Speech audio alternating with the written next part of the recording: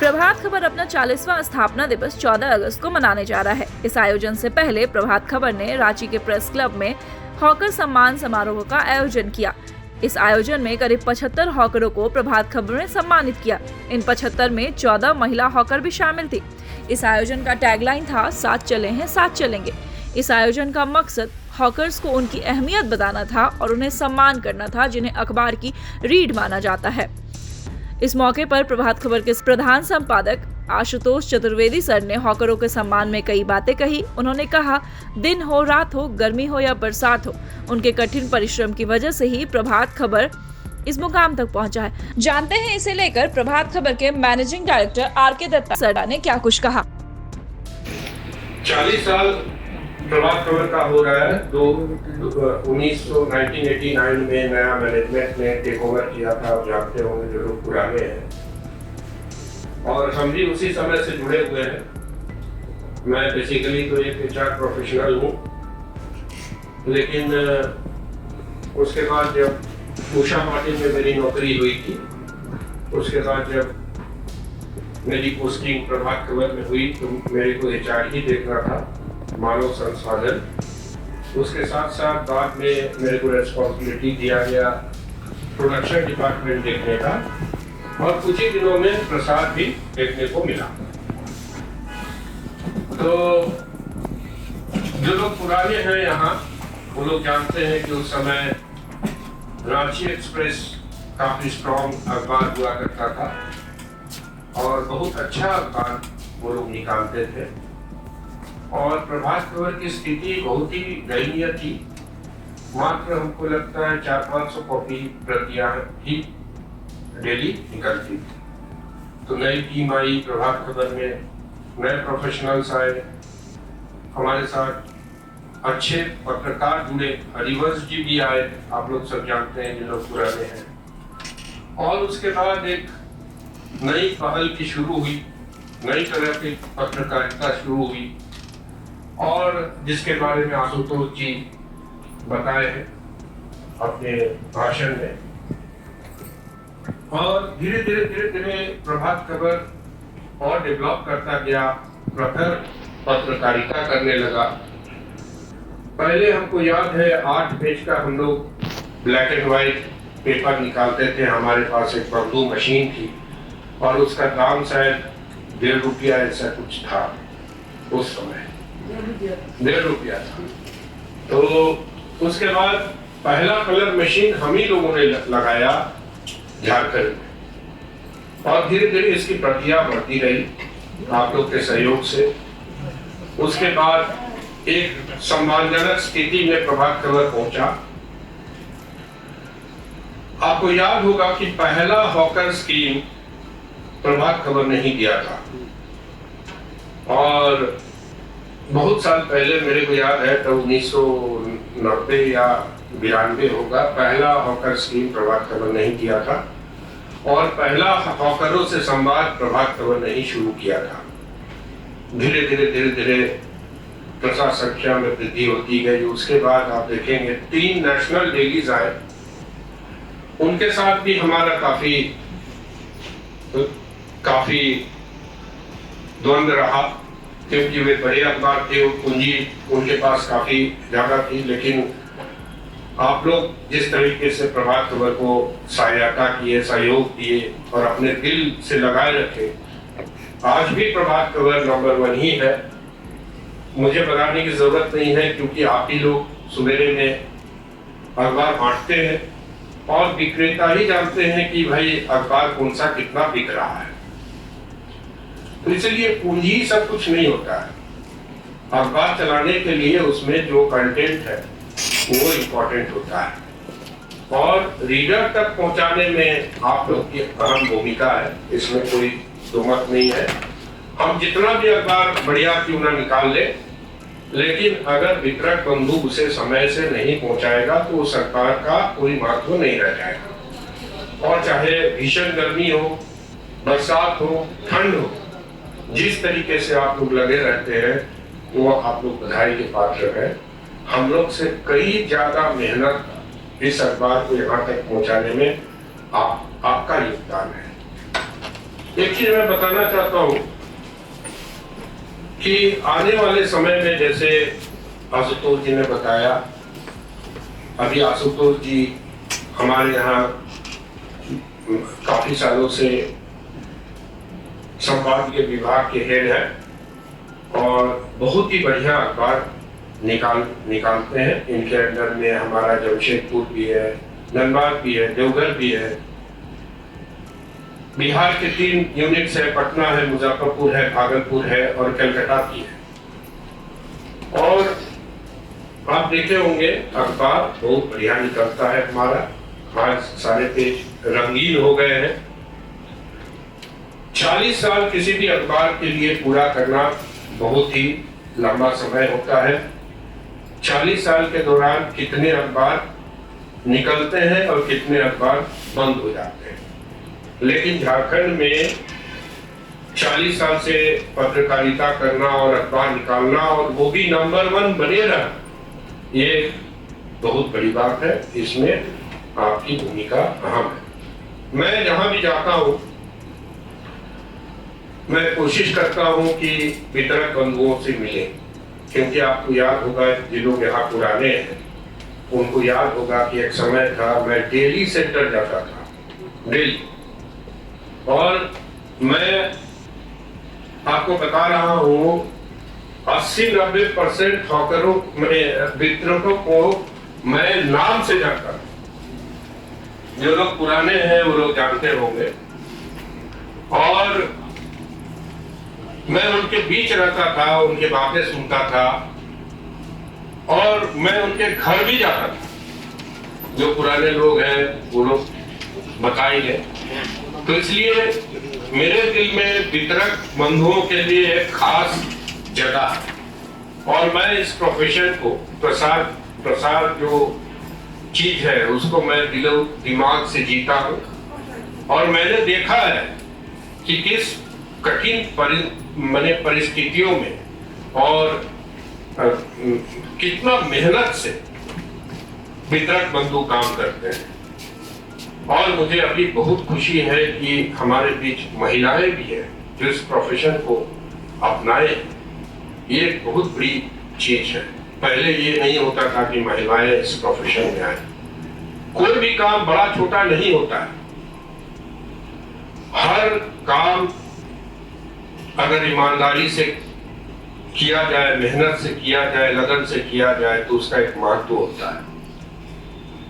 हमारे प्रेसिडेंट जो अब्दुल कलाम थे वो भी अखबार बांटते थे। विदेश में कई ऐसे महान पुरुष हैं जो अखबार बांट करके अपना जीवन में आगे बढ़े। तो ऐसा कोई अखबार बांटने में कोई बुराई नहीं है, क्योंकि आप एक ऐसा प्रोडक्ट को बांट रहे हैं, लोगों तक पहुंचा रहे हैं, जो बुद्धिजीवी लोग पढ़ते हैं, जो इंटेलिजेंट लोग पढ़ते हैं। और ये अखबार जो निकल रहा है एक बहुत ही महत्वपूर्ण दस्तावेज है जो आप लोगों तक डेली पहुंचाते हैं। नए जमाने में, आज के जमाने में ठीक है, मोबाइल आ गया है, इंटरनेट आ गया है, लेकिन अखबार की जो विश्वसनीयता है वो आज भी है, कल भी रहेगा। आज आप देखते होंगे व्हाट्सएप में कुछ न्यूज चलता है, थोड़ी देर बाद उसका खंडन आता है। उसी तरह वेब में आप देखते होंगे कोई न्यूज चला, थोड़ा देर बाद आप देखते होंगे वो न्यूज गायब हो गया है क्योंकि वो गलत थी। लेकिन अखबार में जो भी छपता है उसका एक विश्वसनीयता है, क्योंकि इसे हम चेंज नहीं कर सकते। और लोग कहते हैं कि अखबार नहीं पढ़ रहा आज के लोग। मैं समझता हूं कि अखबार लोग पढ़ेंगे अगर आप इस साख को बनाए रखेंगे और लोगों तक अखबार पहुंचते रहेगा। प्रभात खबरी एकमात्र अखबार है, पहला अखबार है, एकमात्र नहीं कहेंगे, जिसने हॉकरों के लिए ग्रुप इंश्योरेंस एक्सीडेंटल स्कीम लाया कि किसी भी वितरक बंधु को अगर एक्सीडेंट हो जाता है और उनकी मृत्यु हो जाती है तो उनके परिवार वालों को कुछ पैसा मिले। तो ये प्रभात खबर नहीं पहला लाया था। प्रभात खबर ने ही वितरक बंधुओं के परिवार के लिए, चाहे वो बेटी की शादी हो या किसी वितरक बंधु का डेथ हो जाए, उनका लास्ट राइट फ्यूनरल्स के लिए, या जो वितरक बंधु के बच्चे अच्छे करते हैं मैट्रिक में, +2 में, इंटरमीडिएट में, उनको प्रोत्साहन देना, जो वितरक बंधु के बेटियां हैं उनकी शादी में, इस तरह का स्कीम प्रभात खबर नहीं पहले लाया है। बाकी लोग इसका फॉलो करते होंगे, लेकिन लाने वाला सबसे पहले प्रभात खबर है। इसलिए कि प्रभात खबर वितरक बंधुओं को अपना व्यापार का एक हिस्सा मानते हैं, बिजनेस पार्टनर्स मानते हैं, और जानता है प्रभात खबर बढ़िया तरीके से कि आपके बगैर हमारी जो जर्नी है, जो हमारा आगे बढ़ने का रास्ता है, वो पूरा नहीं हो सकता। तो मैंने बोला और बाकी लोग, मेरे सीनियर साथियों का सजेशन आया कि क्या क्या करना चाहिए। तो इसमें हमारे साथी लोग जो सीनियर हैं प्रभात खबर के, उन लोगों ने कहा कि हमारा जो भी कार्यक्रम होगा उसकी शुरुआत वितरक बंधुओं से होनी चाहिए, और इसीलिए हमारा 40 साल का जो भी कार्यक्रम होगा उसका पहला कार्यक्रम आज यहाँ हो रहा है और आपके बीच हो रहा है। और इसमें मुझे खुशी है कि 60 साल के ऊपर के लोग, 60 साल के ऊपर जो वितरक बंधु है, जिन्होंने रियल टाइम पे जब प्रभात खबर की जरूरत थी, इन्हीं लोगों ने प्रभात खबर को आगे पहुंचाया है। और हमारे साथ महिला वितरक गण भी है। मैं सबका आभार व्यक्त करना चाहता हूँ। अखबार के बारे में, डिस्ट्रीब्यूशन के बारे में, वितरण के बारे में उन्होंने बताया है।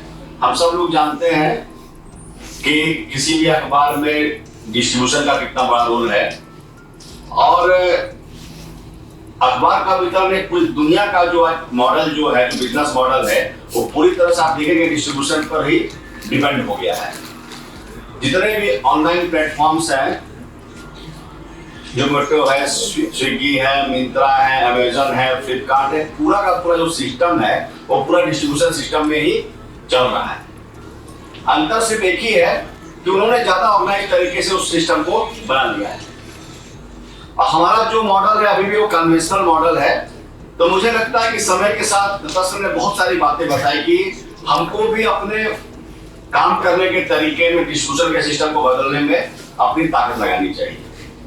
सबसे पहली बात है, इस पे बहुत बात चर्चा होती है कि भाई वितरण का काम करना चाहिए, नहीं करना चाहिए। मुझे लगता है कि हम सब लोग जो अखबार में काम करते हैं, किसी भी विधा में है, कोई लिखता है, कोई मार्केटिंग का काम करता है, कोई डिस्ट्रीब्यूशन का काम करता है, मुझे लगता है हम सबका जो जीवन है वो आगे बढ़ता है, बात से बढ़ा है। तो मुझे लगता है कि जिस चीज से हमारा जीवन आगे बढ़ा है, जिससे हमारे बच्चों की परवरिश हुई और हमारे बहुत सारे वितरक बंधुओं के बच्चे जो हैं वो आज बहुत अच्छी जगह में हैं, तो मुझे लगता है कि अपने प्रोफेशन को लेकर हम सबको बहुत गर्व होना चाहिए। और लेकिन जैसा सर ने बताया कि समय के साथ बहुत सारी चीजें बदल रही हैं, तो हमको भी चीजों में काम करने के तरीकों में बदलाव की जरूरत है।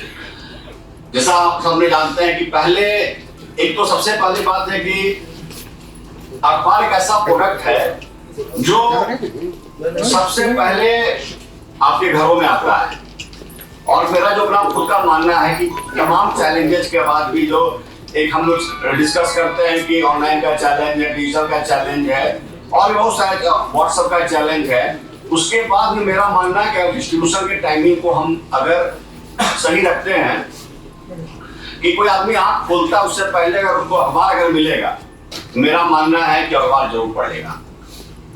तो हमारे लिए बहुत जरूरी है कि अपने डिस्ट्रीब्यूशन की टाइमिंग को और बेहतर करें। दूसरा एक महत्वपूर्ण पहलू जो और है, सर ने भी जिक्र किया, आज ज्यादातर लोग जो भी वितरण के काम में लगे हुए हैं, हम सब देखते हैं कि पहले एक फुल टाइम काम होता था कि मतलब सुबह वो अखबार वितरण शुरू किया, शाम तक वितरण हो रहा है। तो एक तो अगर क्या है कि 7-8 बजे के बाद अखबार का वितरण होगा तो पाठक भी नहीं पढ़ेगा या उसकी रुचि कम हो जाएगी। तो सब लोग, ज्यादातर लोग कोई और विधा में लगे हुए हैं, किसी और काम में लगे हुए हैं, तो जरूरी है कि उसके समय सीमा का कैसे हम निर्धारण करें। जैसे सर ने कहा कि वितरण में एक और महत्वपूर्ण जो कड़ी होती है वो है कलेक्शन का। तो कलेक्शन को लेकर हम लगातार बाबूदा से और टीम से डिस्कस करते रहते हैं कि हम सबको कोशिश करना चाहिए ज्यादा से ज्यादा कि कैसे यूपीआई में हम लोगों को कन्वर्ट करें। और आप देखेंगे कि जब आपके कलेक्शन का काम आसान हो जाएगा तो आपके वितरण का काम भी स्मूथ रहेगा। और बहुत बार आप देखिएगा कि जैसे मान लीजिए सिर्फ अखबार डिस्ट्रीब्यूशन के काम और कलेक्शन के लिए आपके अंदर में 3 लोग हैं 4 लोग हैं, तो कहीं ना कहीं आपका जो इनकम है उसका बहुत बड़ा हिस्सा जो डिस्ट्रीब्यूट हो रहा है समय के कारण। मुझे लगता है कि अगर हम कलेक्शन के चीजों को ठीक करेंगे तो बहुत हद तक अपने टाइमिंग को मैच कर पाएंगे हम चीजों को लेकर। दूसरा एक जो मेरा मानना है कि सर ने बताया कि एक तो एक कन्विक्शन हमको होना चाहिए। देखिए धुंध होता है, सर ने बताया कि भाई टीवी आया तो लोगों को अखबार खत्म आया हो जाएगा, डिजिटल आया तो अखबार, कोई खत्म नहीं होता है। डिपेंड करता है कि हम सब लोग जिस चीज में जुड़े हुए हैं उसको लेकर हमारे मन में कितना कन्विक्शन है। सबसे जरूरी है कि भाई हमको कन्विक्शन है कि नहीं अखबार बढ़ेगा कि नहीं बढ़ेगा, लोग पढ़ेंगे कि नहीं पढ़ेंगे। और मेरा मानना है कि अखबार को अगर हम लोगों के पास ले जाएं तो कोई कारण नहीं है कि आने वाली पीढ़ी उसको पढ़े। क्योंकि दत्ता सर ने बहुत विस्तार से कहा कि अभी हम सुबह उठते हैं, ई पेपर भी देखते हैं, व्हाट्सएप भी देखते हैं, लेकिन खबर वेरीफाई करने के लिए अखबार जरूर देखते हैं। तो लोगों को बताने की भी जरूरत है, समझाने की भी जरूरत है। और एक बहुत कॉस्ट इफेक्टिव, आज के दिन में चाय भी कुल्हड़ का 10-15 रुपए से कम में नहीं मिल रहा है। और अखबार का मैक्सिमम प्राइस जो 6 रुपया है, हिंदू का प्राइस ज्यादा होगा, लेकिन एक जो यहाँ पे जो अखबार है 5 रुपए 6 रुपए 4 रुपए में ही बिक रहे हैं। तो मेरा एक सुझाव है आप सबका, आप लोग सब बेहतर जानते हैं कि चीजों को सिस्टमेटिक हम लोग करें, डिस्ट्रीब्यूशन के काम को। एक और जो सर ने कहा कि भाई अपार्टमेंट्स में या नए जो जगह है जहाँ पे अखबार बंद हो गया या कहीं पे नया एवेन्यू दिखता है, हम वहां पर अखबार शुरू कराने की कोशिश करें, उसकी मैपिंग करें। और उसमें ज्यादा जरूरी है कि मान लीजिए इनपुट मिलता है तो हम उस इलाके में जो हमारे साथी जाते हैं उसको ही हम पास ऑन करें। ऐसा नहीं हो कि एक अखबार बांटने के लिए हम 4 किलोमीटर आगे जा रहे हैं। तो इस फील्ड में जो मुझे लगता है, जैसे मैंने शुरू कहा कि पूरी दुनिया की जो बिजनेस मॉडल है पूरा डिस्ट्रीब्यूशन में टिका हुआ है। जो सबसे बड़ा जो लिमिटेशंस है, जो प्रॉब्लम अराइज कर रहा है कि ओवरलैपिंग बहुत ज्यादा है। तो कहीं न कहीं सिस्टम्स को कैसे हम अपने अपने एरिया का निर्धारण करें और उसमें ओवरलैपिंग कैसे कम करें। जब ये काम हम कर पाएंगे, पता लगा कि एक ही अपार्टमेंट में हमारे 5 बंधु जा रहे हैं, तो 5 बंधु जा रहे हैं, पता लगा कि 5 आदमी 25-25 किलोमीटर साइकिल चला रहा है। अब बहुत सारे बैटरी वाले जो गाड़ी उसमें आ गए हैं यहाँ तो कहीं ना कहीं एक मैपिंग करके बड़ा हृदय करके आपस में ही एक डिस्ट्रीब्यूशन का सिस्टम की मैपिंग करने की जरूरत है। और जैसा सर ने बताया कि अखबार की रीढ़ जो है अखबार बहुत अच्छा निकाल लेते हैं, लेकिन लोगों के मन में पाठक उसको पढ़ता है, कहा सब नहीं कि भाई जंगल में मोर नाचा किसने देखा, कोई पढ़ेगा नहीं। तो आप कितने बड़े भी पत्रकार हैं, लेखक हैं या जो भी हैं, उसका कोई इम्पैक्ट नहीं है। अखबार लोगों के घर में जाता है, लोग उसे देखते हैं, खबर का इम्पैक्ट होता है। एडवर्टाइजर्स जो विज्ञापन देते हैं उसे इसलिए देते हैं कि लोग उसे पढ़ते हैं और पढ़ाने का काम आप करते हैं। तो मेरा मानना है कि बहुत ही नोबल काम हम लोग करते हैं, इसको थोड़ा सिस्टमाइज करने की जरूरत है। और प्रभात खबर के जीवन काल का बड़ा अवसर है 40 साल। 14 तारीख को प्रभात खबर 40 साल का हो जाएगा और इसको आगे बढ़ाने में, पदवित पुष्पित करने में प्रभात हमारे वितरक बंधुओं का बहुत बड़ा रोल रहा है। हम लोग चाहते थे कि सबको बुलाकर उनका अभिनंदन करें, लेकिन आसान नहीं है सबको एक साथ बुलाना। तो ये हुआ कि प्रायोरिटाइज करके जो साथी पहले से इसको पाल पोस कर बड़ा कर रहे हैं और दूसरा नारी शक्ति जो हमारी है उनका पहले हम सम्मान करें, इसलिए इस कार्यक्रम का आयोजन किया गया है। पुनः प्रभात खबर परिवार की तरफ से मैं आप सबका हृदय से आभार व्यक्त करता हूं कि आप लोगों ने हमारा साथ दिया है। और हमारा स्लोगन भी अक्सर हम लोगों ने ड्रॉ किया है, साथ चले हैं साथ चलेंगे। तो आने वाले वक्त में भी हम लोग और बेहतर मुकाम बनाएंगे। धन्यवाद। बहुत बहुत धन्यवाद सर आपके संबोधन के लिए। तो हर चुनौती से एक नया अवसर निकलता है और सर ने बहुत अच्छा सुझाव दिया कि हम मिलजुल कर इस ट्रेड को और बेहतर बना सकते हैं। तो उम्मीद है आप सभी मिलजुल कर इसे और बेहतर बनाएंगे। हमारे बीच राखी संस्करण के मेरा काम खत्म होता है तो आप लोगों का काम शुरू होता है। तो आप सभी का, सभी मित्र बंधुओं का बहुत बहुत आभार। दत्ता सर ने कहा, प्रधान संपादक सर ने कहा, विजय जी ने कहा दिया, सही बात है। मैं सिर्फ एक चीजें उल्लेख करना चाहूंगा जिसे अक्सर लोग कहते हैं जो नए बच्चे इस फील्ड में नहीं आना चाहते हैं। मुझे लगता है ये बड़ा अवसर उनके लिए भी है, जो कि पहले था जो शाम में अखबार आता था, कई अखबार सामने आते, उन्होंने देखा है पटना से सारे अखबार सामने आते, तो दिन भर का काम है। अब है जो सुबह 4 बजे से 7-8 बजे तक का अगर काम कर लिया तो 3-4 घंटे निबट गया। तो ये बड़ा अवसर भी है जो कैसे नए बच्चों को, नए लड़कों को लाएं, क्योंकि ये तुम्हारा पार्ट टाइम है। फुल टाइम तुमको जो करना है करो, लेकिन ये तुम्हारा पार्ट टाइम जॉब है और इस जॉब से भी एक बढ़िया अर्निंग की जा सकती है। तो आप सबसे आग्रह तो कैसे हम लोग नए अवसर दें, नए लोगों को और इस फील्ड में लाएं, और आप मजबूती के साथ रहेंगे तो हम मजबूत रहेंगे। बहुत बहुत धन्यवाद आप लोगों का। तालियां बजाइए, आप सबको तालियां बजाते हुए ताली में बताते हुए श्रीमती शकुंतला देवी आप सब की ओर से